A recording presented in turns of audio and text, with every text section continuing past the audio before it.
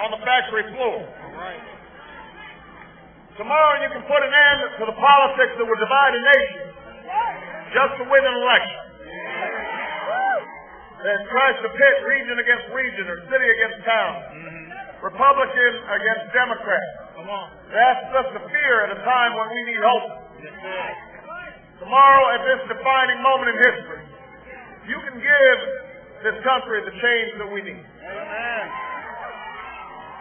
And we're going to do it. You can do it.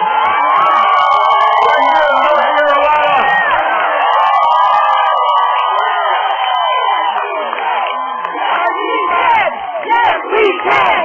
Yes, we can! Yes, we can! Yes, we can! Yes, we can! Yes, we can! Yes, we can! Yes, we can! We began this journey in the depths of winter nearly 2 years ago on the steps of the old state capitol in Springfield, Illinois. And back then we didn't have a lot of money and we didn't have many endorsements. We weren't given much of a chance by the polls or by the pundits. We knew how steep our climb would be. But I also knew that the size of our challenges had outgrown the smallness of our politics. I believe the Democrats and Republicans and Americans of every political stripe, they were hungry for new ideas and new leadership. A new kind of politics. One that favors common sense over ideology. What my grandmother would call just being sensible. One that focuses on those values and ideals that we hold in common as Americans. And most of all, I knew the American people were decent and generous people.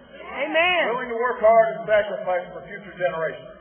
And I was convinced that when we come together, our voices are more powerful than the most entrenched lobbyists or the most vicious political attacks or the full force of status quo in Washington that just wants to keep things the way they are. 21 months later, my faith in the American people has been vindicated. That's how we've come so far and come so close because of you. That's how we'll change this country with your help. That's why in these last 24 hours we can't afford to slow down or sit back or let up.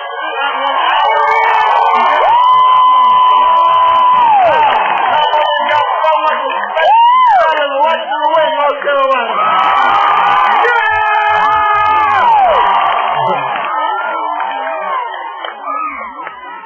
We are in the middle of the worst economic crisis since the Great Depression.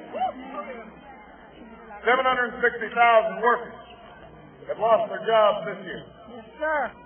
Businesses and families can't get credit. Home values are falling. Foreclosures are rising. Amen. Pensions are disappearing. It's gotten harder and harder to make your mortgages, fill up the gas tank, pay your bills at the end of the month. Bring it on, brother. Young people here are wondering what their future holds, whether they're going to be able to match the life that their parents built for themselves. At this moment, the last thing we can afford is 4 more years of the tired, worn-out economic theories that say we just give more and more to the billionaires and the millionaires, the big corporations, and hope that somehow prosperity trickles down on everyone else. The last thing we can afford is a theory that says we should strip away all regulations in our financial markets and our healthcare system. When we know that that's exactly what helped get us into this mess. That's right. Those are the theories that haven't worked. It is time for change. And North Carolina, that's why I'm running for president of the United States.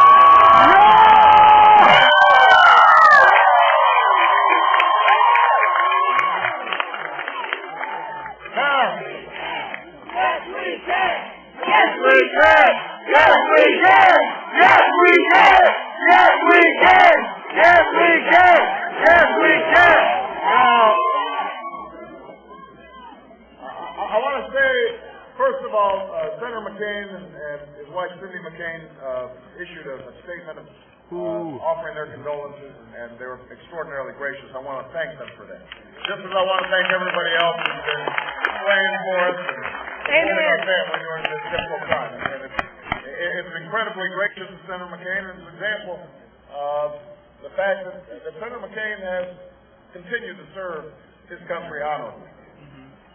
And he can point to occasions where, over the last 8 years, he's broken with George Bush on torture, for example. He deserves enormous credit for that. He's a genuine American hero.